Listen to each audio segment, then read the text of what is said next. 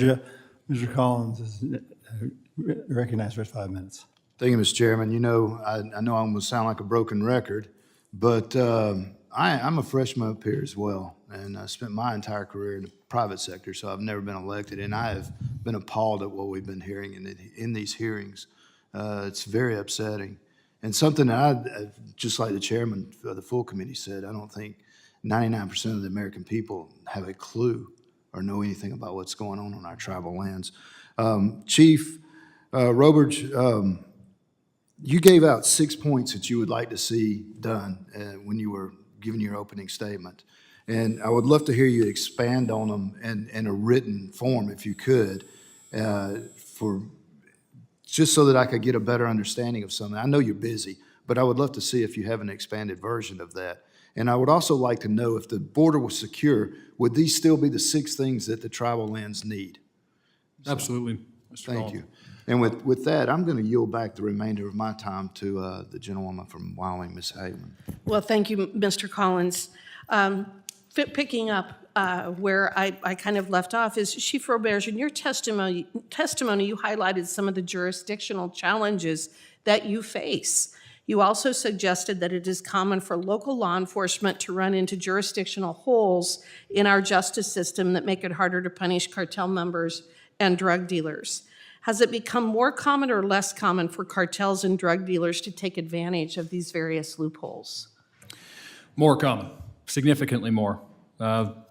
We're reaching out to the state or our surrounding counties, I can't say the state, for help, and they're arguing that it's the FBI's jurisdiction. And I explained the FBI, well, the AUSA, won't allow a probable cause arrest right now or a complaint.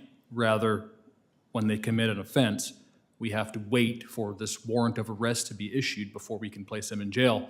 We don't have that criminal jurisdiction over them. We only have criminal jurisdiction over Indians, tribal members of a federally recognized tribe. And the state won't take them because they're arguing, well, the county, excuse me, won't take them because they're arguing that, so these guys will commit a felonious type offense, not go to jail for it, can't kick them off the reservation unless we have an exclusion hearing, which that doesn't matter to them either. And I have some examples that I submitted on written testimony of that. Would you please, if you would give some of those examples, and I guess what you're saying is they have become incredibly, what would I say, sophisticated at understanding our laws, these loopholes, these holes, how to exploit them. And essentially they're tying everyone's hands, including most specifically you as well as the local law enforcement. But the FBI is also one of the problems, it sounds like, in terms of being able to provide you with the necessary enforcement that you need to ensure that these people are actually held criminally accountable. I would say the U.S. Attorney. U.S. Attorney. U.S. Attorney. From the Department of Justice. Yes. Okay. Could you give us some of the examples that you have included in your written testimony? Yes. Would you like me to give them now? Please. Absolutely. Give me 1 second here. I believe that you gave an example of a drug dealer who was very familiar with the laws and jurisdiction of the FBI and tribal law enforcement.